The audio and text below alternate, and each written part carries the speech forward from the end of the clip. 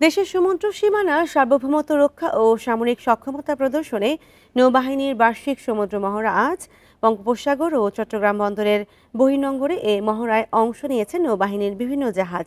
মহড়ায় 4 জন উপদেষ্টা সহ বাহিনীর ঊর্ধ্বতন কর্মকর্তারা উপস্থিত আছেন।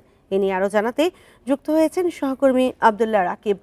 রাকিব, মহড়া শুরু হয়েছে কিনা এবং নৌবাহিনীর কোন কোন জাহাজ মহড়ায় অংশ নিয়েছে?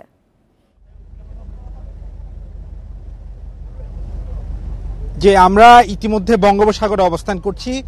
কর্ণফুলী নদীর মোহনা কিছুক্ষণ আগেই অতিক্রম করে বঙ্গোপসাগরে একেবারে চলে এসেছে এবং ইতিমধ্যে আমরা যে মহড়ার যে এলাকা সে এলাকার মধ্যে আছি। ইতিমধ্যে যে নৌবাহিনীর যে বার্ষিক মহড়ার সেটির শুরু হয়েছে। আমরা দেখেছি এয়ার পেট্রোলিং ক্রাফট সহ হেলিকপ্টার এবং নৌবাহিনীর যে যুদ্ধজাহাজগুলো, বিশেষ করে সমুদ্র অভিযান, সমুদ্র বিজয়, খালিদ বিন ওয়ালিদ সহ অন্যান্য যে আধুনিক নৌবাহিনীর যে জাহাজগুলো রয়েছে সেগুলো এই মহড়ায় যুক্ত হয়েছে এবং আরেকটি জাহাজে অবস্থান করছেন 4 উপদেষ্টা। এইখানে যোগ দিয়েছেন স্বরাষ্ট্র উপদেষ্টা জাহাঙ্গীর আলম, পরিবেশ উপদেষ্টা, আইন উপদেষ্টা সহ আরও মোট 4 জন উপদেষ্টা এই নৌমহড়ায় অংশ নিয়েছেন এবং তারা এটি পরিদর্শন করছেন।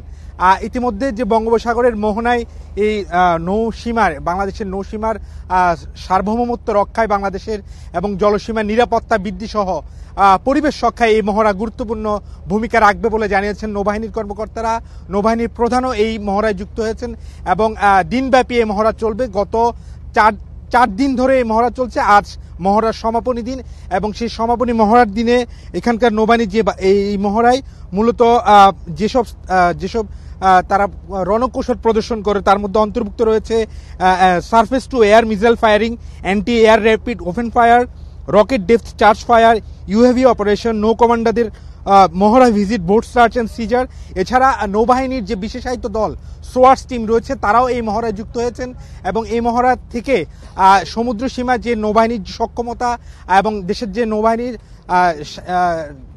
সার্বভৌমত্ব রক্ষায় দেশের তারা যে ভূমিকা রাখছে সেটি আসলে মূলত প্রদর্শন করা হবে এবং এই মহড়াতে নৌবাহিনীর যে ডুবোজাহাজ ছাড়া মোটামুটি সব যুদ্ধজাহাজে অংশ নিয়েছে এবং এখানে এই মহড়াতেই তারা আসলে তাদের যে রণকৌশল রয়েছে সেই রণকৌশল পরিদর্শন করবেন। ইতিমধ্যে উপদেষ্টারা আছেন এবং দিনব্যাপী তারা এই মহড়া পরিদর্শন করবেন। পরবর্তীতে হয়তোবা তারা ব্রিফিং এর মাধ্যমে এই মহড়া জাতীয় নিরাপত্তা নৌবাহিনীর যে ভূমিকা সেটির বিষয়ে তারা ব্রিফ করবেন। নৌবাহিনী সমুদ্র মহড়া চলছে এবং সেই বিষয়ে বিস্তারিত জানাচ্ছিলেন সহকর্মী আবদুল্লাহ রাকিব।